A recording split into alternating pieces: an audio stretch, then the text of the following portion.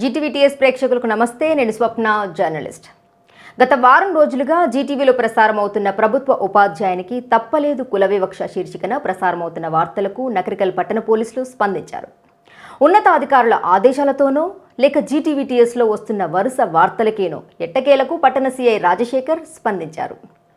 ప్రభుత్వ ఉపాధ్యాయునికి అండగా నిలిచి కేసు బుక్ చేశారు. దీంతో బాధితుడు యారా ఎల్లయ్య సంతోషం వ్యక్తం చేశారు. తాను గత 2.5 నెలల నుండి నాకు నా కుటుంబానికి జరిగిన అన్యాయం గురించి పోరాటం చేస్తున్నామని, మా కుటుంబానికి జీటీవీటీఎస్ అండగా నిలిచి తనపై దాడి చేసిన వారిపై ఐపీసీ 323, 509, 504, 506 సెక్షన్ల కింద చర్యలు తీసుకునేలా చేశారని, ఈ సందర్భంగా జీటీవీటీఎస్ యాజమాన్యానికి పట్టణ సీఐ రాజశేఖర్కి కృతజ్ఞతలు తెలియజేశారు. ప్రభుత్వ ఉపాధ్యాయుడు యారా ఎల్లయ్య. నమస్కారం అండి. నా పేరు యారా ఎల్లయ్య, ప్రభుత్వ ఉపాధ్యాయుడిని, గ్రామం సందంపల్లి, మండలం నకరికల్, జిల్లా నల్లగొండ. నేను గత వారం రోజుల క్రిందట మా గ్రామంలో నాకు జరిగినటువంటి అమానవీయ సంఘటన గురించి నేను మీడియా ముందుకు వచ్చాను. ఆ క్రమంలో ఎంతోమంది అధికారులు కలిశాను. నేను ఆ కలవడంలో భాగంగా మరి జీటీవీ ఛానల్ వారు నాకు వెన్నుదన్నుగా నిలిచి నిరంతరం నన్ను ప్రోత్సహించి ఆ సమస్యకు పరిష్కార దిశగా నన్ను ముందుకు నడిపించారు. ఆ ఉన్నతాధికారుల ఆదేశాల మేరకు మన నకరికల్ సిఐ గారు ఆ యొక్క సంఘటనకు పాల్పడినటువంటి దోషులపైన మొన్న మే 1వ తారీఖు రోజు వారిపైన కేసు నమోదు చేసి అందుకు సంబంధించినటువంటి ఎఫ్ఐఆర్ కాపీ నాకు అందజేయడం జరిగింది.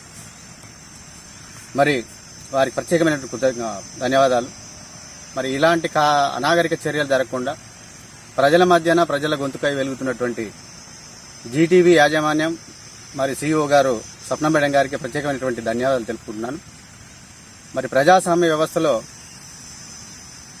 The biggest democratic country in world wide, ఇలాంటి ప్రపంచ దేశాల్లోకెల్లా భారతదేశం ప్రజాస్వామ్య వ్యవస్థ పెద్దది. ఇలాంటి ప్రజాస్వామ్య వ్యవస్థలో ప్రజల్ని చైతన్యవంతం చేయాల్సినటువంటి అవసరం తప్పనిసరిగా ఉంది. ఎందుకు చెప్తున్నానండి ఈ మాట అంటే, నకరికల్ నియోజకవర్గ కేంద్రానికి దగ్గరగా కూతవేటి దూరంలో ఉన్నటువంటి మా గ్రామంలో ప్రత్యేకించి ఒక ప్రభుత్వ ఉపాధ్యాయునిగా, భావి భారత సమాజాన్ని తయారు చేసిన ఉపాధ్యాయునిగా నాకు జరిగినటువంటి ఈ యొక్క అవమానమీయ ఒక సంఘటన, ఒక అనాగరిక చర్యలు జరుగుతున్నాయి. కాబట్టి ప్రజలకు ఇంకా ఇటు ప్రభుత్వం కానీ, అటు మీడియా మిత్రులు కానీ, ఇటు ఎన్జిఓస్ కానీ, ఇతర అనేక రంగాల వాళ్ళందరూ కూడా ప్రజల్ని చైతన్యవంతులను చేయాల్సినటువంటి బాధ్యత ఈ ప్రజాస్వామ్య వ్యవస్థలో ఉన్న ప్రతి పౌరుని మీద ఉంది.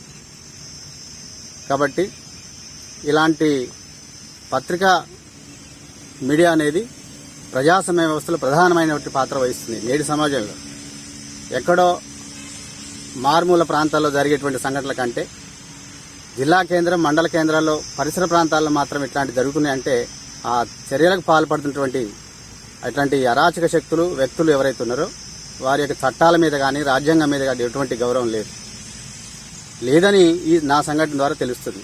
కాబట్టి అలాంటి అనాగరిక చర్యలకు ఎవరు పాల్పడినా వారికి మద్దతు ఎవరైనా సరే, all are the equal before law, చట్టం దృష్టిలో అందరు సమానులే, నేరానికి పాల్పడిన ఎవరైనా శిక్షార్హులే.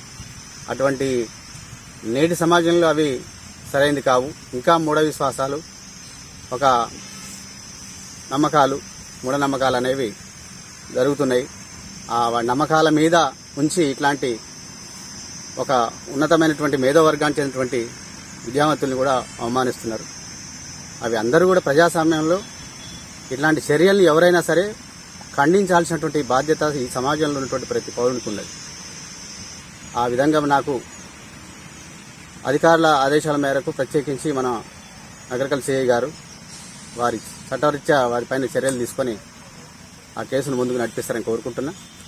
మరి అట్లాగే మరియు మొదటి నుంచి ఇప్పటి వరకు కూడా మనోధైర్యాన్ని ఇస్తూ ఈ కేసు పురోగతికి ఎంతో సహకరించినటువంటి జీటీవీ ఛానల్ మరియు వారి యాజమాన్యం, సిఇఓ గారు, మేడం గారు, స్వప్న మేడం గారికి, వారి సిబ్బందికి పేరున హృదయపూర్వక ధన్యవాదాలు తెలుపుకుంటున్నాను. ఇట్లాంటి చర్యలు నేటి సమాజంలో ఎవరూ అంగీకరించరు. అలాంటి జరగకుండా ప్రజలు ఇంకా చైతన్యవంతం కావాల్సినటువంటి అవసరం ఉంది. చట్టాలని, రాజ్యాంగాన్ని గౌరవించాల్సిన అవసరం ఉంది.